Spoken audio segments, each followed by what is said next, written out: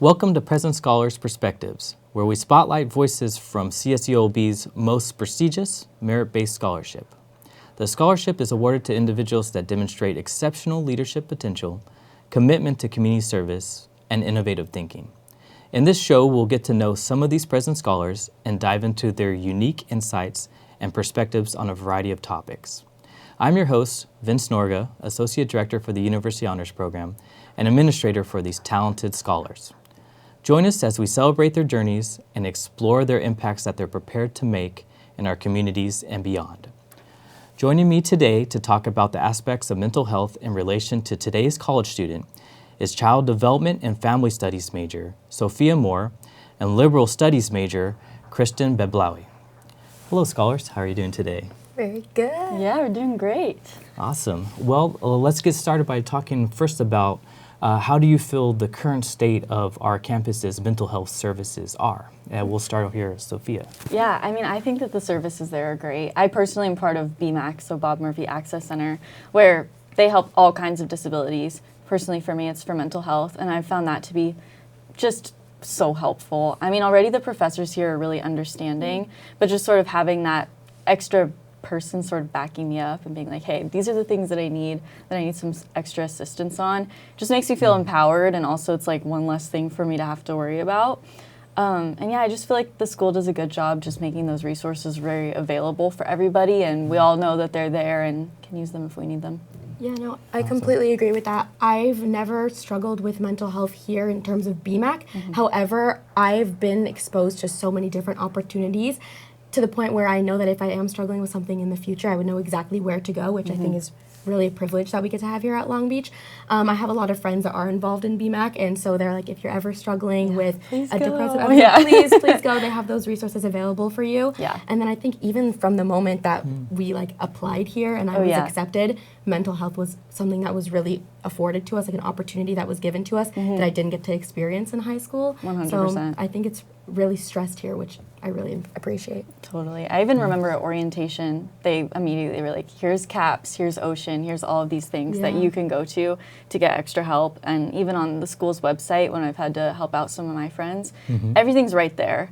You don't have to search hard to find those resources, and I think that's important because when you are in a moment of need, the last thing you need is hard work. To go dig for yeah, it. exactly. No, 100%. It's it very should be accessible. readily there. Yeah, it's definitely there for us. Nice. So have either of you participated in any workshops or anything on campus related to mental health? I haven't done specific workshops. My work has mainly been with BMAC. That's sort of the big one for me. But one thing that's sort of funny is just us BMAC kids will kind of sniff each other out in classes and sort of be like, are you in BMAC? Yeah, and then we all kind of buddy together, and we'll be like, are you going to take the exam at the center? Are you going to take it here? And kind of that. And so, although that's not a specific workshop setting, I find that it kind of makes its own, where it's like, oh wait, did you know that we have this too? And so I've kind of almost found a workshop just within the community and finding each other. But I know that there's a lot of great stuff just about whether it be relationships or mental health or things like that, because it's all intertwined. So I think it's great that those are all there for people, because you never know. You never know what people are going through and what they may need. Yeah, 100%. I'm actually part of the university housing. So I live in Los Cerritos, and they, especially during midterms and final season, always have events. So one that I've consistently gone to since my freshman year was the dog petting. Oh my gosh, I want to go I know, to that. they're the cutest, and goodness. I've never had any pets at home. My parents are not pet people, so getting the privilege of just hanging out with a dog when you're stressed out is definitely something I've taken advantage of. So and then the RAs will make you little goodie bags that have stress balls in them and extra snacks. So they're very accommodating, and they look out for you, which is really nice because you don't even have to reach out. They're there are all these events. And then there's something even in our bathrooms called the Stall Seat Journal. And What's so that? it's a little article. So when you're using the restroom, there's a little article on the door that just kind of tells you what your resources are. So if you lock yourself out, here's where you can go. If you need anything, this is where you can go. And they always have a little mental health section. So it's make sure to take care of yourself, with the time change when the sun has been setting really early. Make sure to take care of yourself during finals. Make sure you're eating enough, what to get at the dining hall. So they're very helpful in that regard. So even if you're not, like we said, you're not out there looking for resources, they're kind of right in front of your face. Yeah. So that's really helpful. That's awesome. And then even I've had professors that have had like extra credit opportunities if you go to certain mental health events. So even the professors are pushing this like To do that. stress for mental health Yeah. and taking care of yourself and really normalizing it, which is something else I really No, appreciate. that's so great. I know I have a friend who did the suicide prevention workshop, which that's one that I've really been wanting to do. I haven't found a date where I've been like, I can do it, but I'm making it my goal next semester. I'm going to do it. She said it was so great. She actually works for a suicide hotline now and does texting with people. So she even went the extra step to do that. Nice. But I think having not only for if you are struggling, but being someone who can support people who are struggling, I think Yes. that's what makes the resources so great, is because it kind of creates this cycle of like, okay, I'm helping this person's helping me, and it all, what goes around comes around. So I know that's one that I have a goal to go to next semester. Yeah, and you can even direct people too, even if you Yes, don't feel yeah. the need to go to these workshops, you're like, oh, I've seen that you this. can do all of these things. So I think that's 100%. also really good. Great. It sounds like there's a wide variety of resources that you've been involved with or at least know about on campus. Yeah. Is there anything that you kind of wish that the campus had that we don't currently have that you feel like for your generation is like a necessity? I feel like what people struggle with the most is taking that step to go to therapy or to go to the CAP center. And I feel like I don't know exactly what it would be, but if there were like buddies or some sort of system where it's like, this person will go with you and walk you, because sometimes that's all you need is another person. It's been shown that being around another person who's regulated when you're feeling dysregulated can help you come back. And so I think if there was some sort of a system like that, it would make that big step feel just a little bit easier and more supported. And I think that also comes from just professors talking about it and reminding people like, hey, this is what you can go do, these are the places, and keeping it as an open conversation that isn't taken lightly, because it's not something that should be taken lightly, but it can also be normalized at the same time. Nice. Yeah, I think while like those big steps are really important, and like taking that step to go to therapy or to go to the Student Success Center, I think also just spending spending time outside is really, really beneficial. And I think that's something I've gotten to experience myself.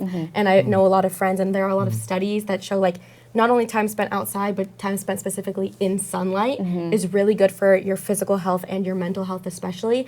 And I truly do believe that in order for students to perform at their fullest capacity mentally in terms of school and academia, they also need to be at their fullest potential in terms of mental health. 100%. And I think time spent outside is something that we need to stress more.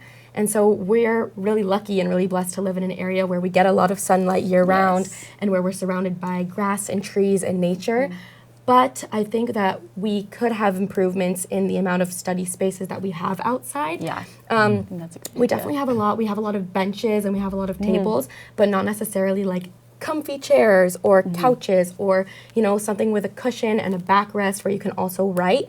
So I think we're more accommodating to studying inside, like in the library, which makes a lot of sense. But I think if we had opportunities for students to study outside in a really comfortable environment, that would help them get their vitamin D, spend their time outside, get some fresh air, because we're always on the move. And so I think it would be good for us to just sit down for a second, and even if we're being productive, to be outside. So good. No, I totally agree. And I feel like adding on to that, just sort of like making those spaces very intentional. I know even like exercise, such a big thing with mental health. I'm such a hypocrite because I hate to exercise. Oh my gosh. But our rec center is so nice and beautiful. And I feel like just continuing to encourage people, like go with a friend, or even if there was just like classes that are like easy ones, because I'll look and I'm like, oh, I can't do that. I'm too scared. But then, like go with my friend or go to one yoga class, something like that. And just, making just a point to sort of remind everybody, like, we have this. And I just love the outside idea, because that is such a big thing. And we're so lucky to be in Southern California, where 90% of the time it's sunny, beautiful. And I always say our campus is like a park. It's as close as you can get to a park without being in a park. And that's why I love it so much. So having those spaces, that would be such a good idea. I love that. I think people also talk a lot about our parking situation and how a lot of the times people need to walk a lot to get to their classes.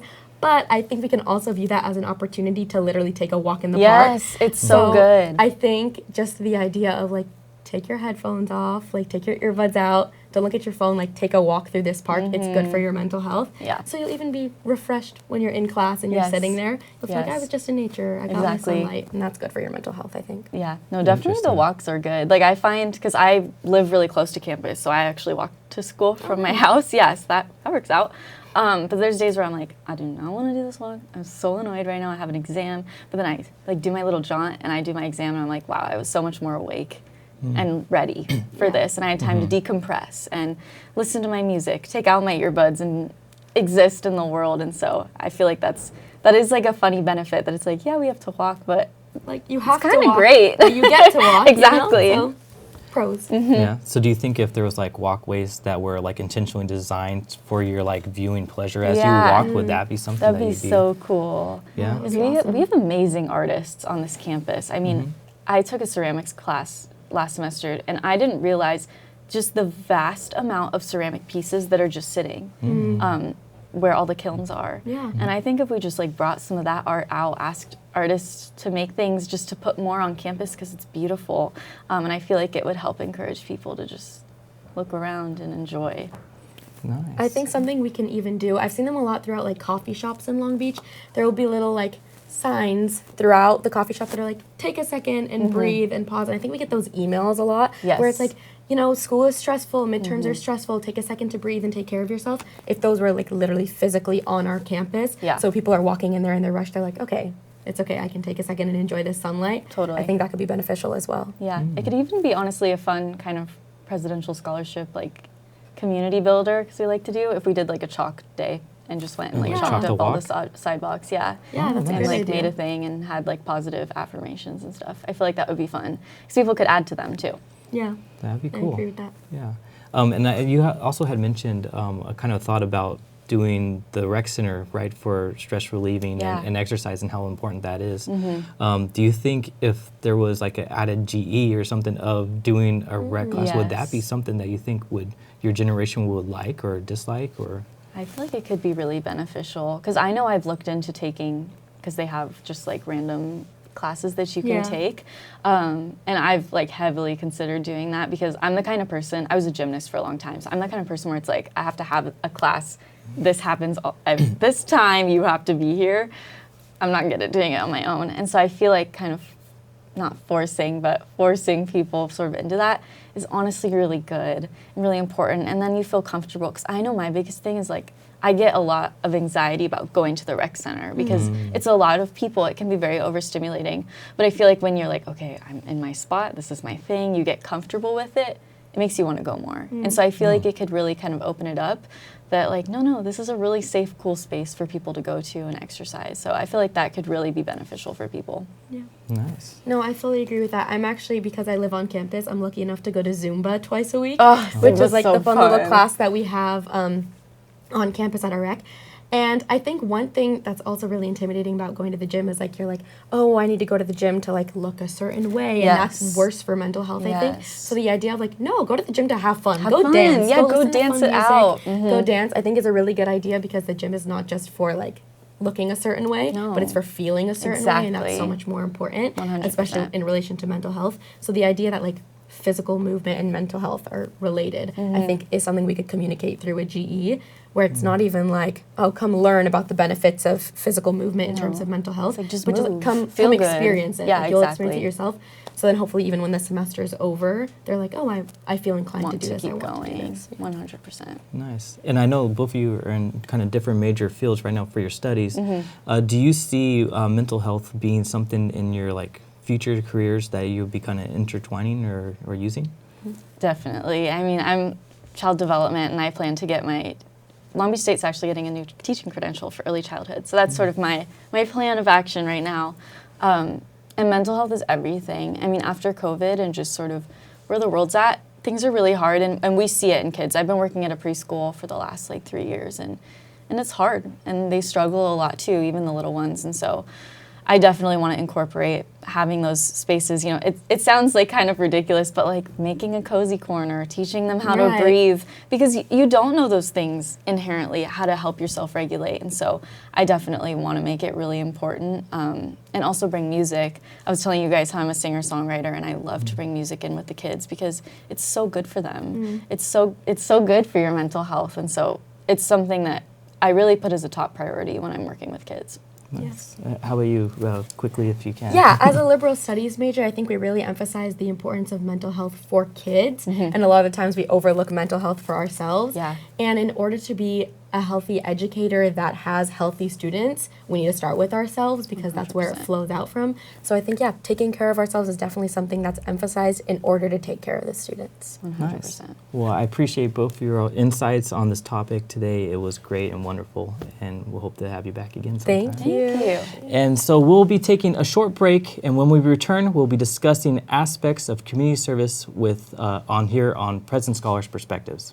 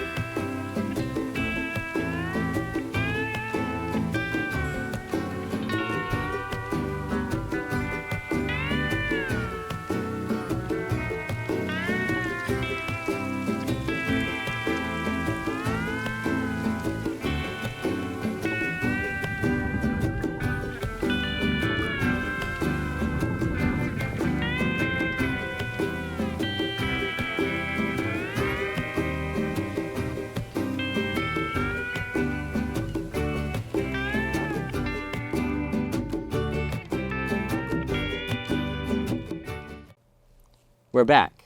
Next on Present Scholar Perspectives, we'll discuss the impact of community service on society and how our scholars find ways to give back. Joining me is physics major Rayon Allen and criminal justice major Emily Beck.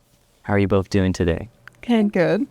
All right. Well, thank you for joining me today. I think what we'll do today is we'll start by getting to know a little bit about maybe your community service experience that was before college, and then we'll go that way. So, Emily, if you want to kick us off, what was your kind of community service like before coming to our university? Yeah, so back in high school, I was a part of Female Leadership Academy, and we were a new club, a little baby club, and we were trying to get our feet off the ground, and we reached for the stars, tried to do everything under the sun.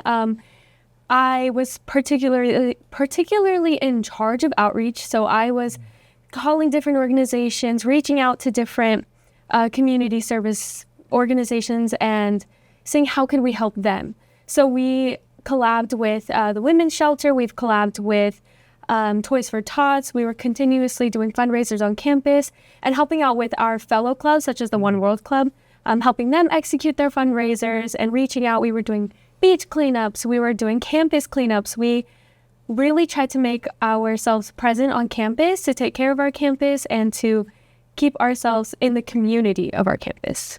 Nice. How are you, Rayon? Yeah, so I lived in a bit more of a low income in part of my town where I'm from. And because of that, there were a lot of really good aspects of my childhood that I wanted to be able to give to a lot of the people that I knew didn't have as good of experiences in their childhood. And then there were also the less great experiences of my childhood that I learned from going forth. And so I think that kind of inspired me to always want to work with kids. So a lot of the community service I did in high school was around the elementary schools in our area and elementary school students and sometimes middle school students. So some things that I did was with my theater teacher, I volunteered at the Gallo Center where they had a youth academy that taught young children theater. And other things that I did was I worked at my old elementary school in some of their STEM programs and their after school clubs and helped them out there. One of my favorite things that I did was I was a volunteer 6th grade camp counselor at our local camp up in the mountains. And one time that I had went was specifically one of my friend's neighbors had a young child who felt comfortable with me, but she was special needs and was worried about going. And so we were able to get me a special permission to go with her. So they gave me like a special needs dorm, and I discovered that I really like working with special needs children. So I did some more volunteer work with special needs children around my high school area too. Wow, that's great. Both experiences and stuff that seemed like they were very impactful. Do you feel like you gained like any special like skills by taking part in these experiences? Yeah, we had this very specific project where I actually got the honor of spearheading, and we worked with our local middle schoolers, and we put together period packs to educate these young women on their menstrual cycles and what was happening, because it's a really difficult time. And I think that's when I realized I really loved working with kids. And while middle school students aren't usually my target, now I work with fifth graders, so that's more my style. But I think I really realized I love educating kids. I love really seeing kind of their faces light up when they understand their place in the world and they're starting to kind of make sense of what's going on around them. And it's really the reason I'm here today. Wow. Excellent. How about you, Rhea? Yeah, I think it really helped inspire my leadership skills. It made me kind of realize that while I might not want to go into teaching, I still really want to incorporate the working with kids and helping children learning as they get older, certain topics that maybe they aren't exposed to. I really, really just found the love for those young kids, and learning how to talk to them, I think, is just a really great thing to learn. When you get older, you're going to interact with children no matter what. And there are some people who are like, hello, little human being. And it's like they need that enthusiasm to really inspire them to keep working hard and find their place in the world. And so I feel like I'm able to be like bubbly and enthusiastic with them and not really like care about people thinking that I look weird by doing this. So I think that was a cool thing that I learned too. Excellent. So now that you are both university students, how have you still maybe incorporated community service into your kind of like daily lives, or what have you been involved with? So about a year ago, it actually received an email about a volunteering opportunity with our Long Beach College Promise tours. And I'm a Long Beach College Promise student, born and raised in Long Beach, so it really hit close to home. I remember going on those tours, and they were a little different back then, but I volunteered for a few weeks and I fell in love with it. I remember getting my fifth grade teacher as my tour group, and it just kind of regrounded me, brought me back to, I'm in college, I get to give back to my community, I get to see myself in these kids, and hopefully they see themselves in me and are inspired to continue their course of education. And now that's turned into a career where that's all I do. I go out to schools and I give presentations, and hopefully I'm inspiring some kids to further their education after high school. But it's being involved in stuff like that has really kind of made me feel like I have a place here on campus. And so it's been really nice. Nice. So it kind of gave you a purpose, and you got to be on both Yes, sides. exactly, That's exactly. excellent. How about you, Rhea?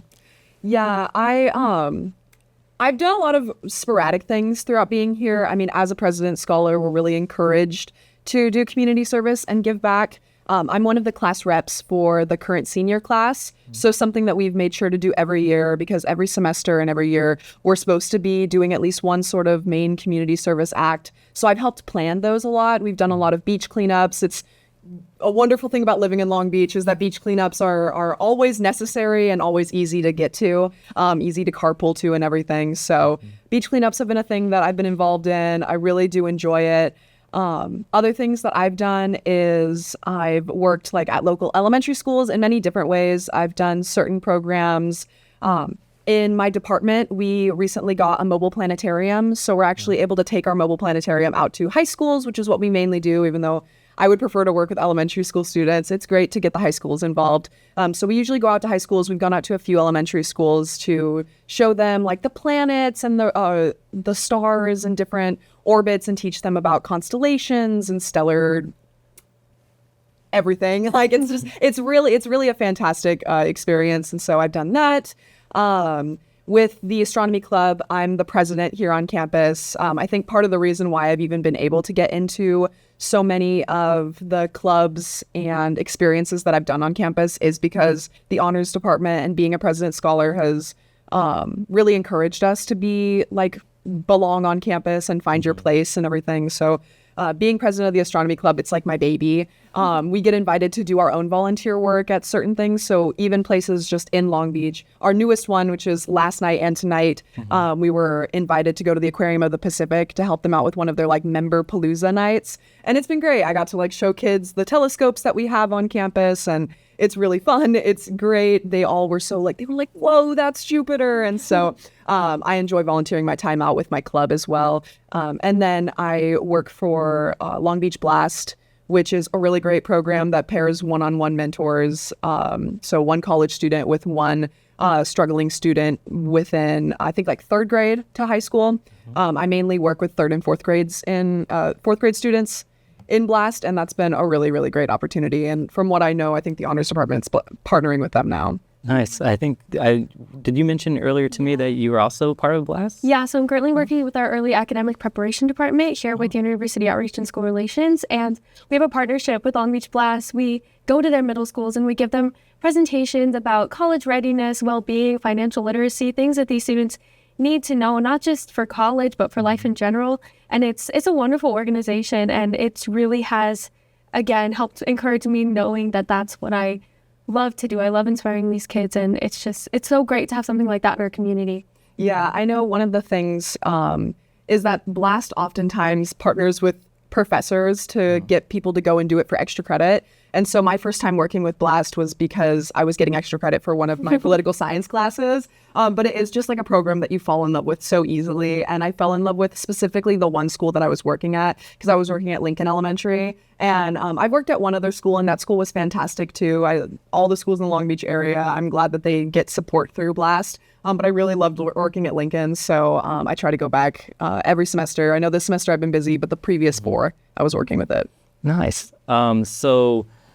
Something I was thinking about was if you had unlimited time, because I know you're college students and so you have kind of limited time right now, but if you had unlimited time, unlimited funding, would there be some kind of special project or community service thing that you would love to do? Yes, I've put so much thought into this, and I hope that one day I do have unlimited time and unlimited spending. Back in high school, I did a simulation lab with Long Beach Memorial, and I loved it. It was a great experience. It was for the medical field, and it taught me I didn't really want to be in the medical field, but I think that things like that are so important for high schoolers, for middle schoolers, because you have this vision, but you don't really know if you're going to actually like it until you're doing it. And going into emergency management, law enforcement, first response, I think it's really important that our students learn that it's not just, walking around with a badge. It's not just, putting out fires. There's a lot more to it. It's very, it takes a big mental toll. It's very physical. There's a lot of extensive training that goes into it. And so I've always thought about creating a simulation type situation myself and getting professionals in field to come and kind of give their experience and show kids like, yes, it's great. It's an amazing field of work, but it's not, it takes XYZ to get there. If you don't like it, you're not going to like it. And hopefully to get these kids hands-on experience so they don't go into college studying something that they don't really want to study. That's a very good point, because I always encourage students to do internships, but by then you've already been in your major for a couple of years, and so it gets harder to switch. But in high school, middle school, the simulation would be amazing. Yeah. How about you, Rand? What would be something that would be your eye in the sky kind of thing? I'm a physics major. I'm going into astrophysics, hopefully in my PhD. And while my path for life going forth is most likely like get my PhD, do my postdocs, become a professor, work with college students, and do research. Something that I've always really wanted to do ever since I was in 7th grade. When I was in 7th grade, I went to a STEM camp called Tech Trek. It's funded by the AAUW. It's a fantastic organization. I still volunteer with them whenever I have time over the summer.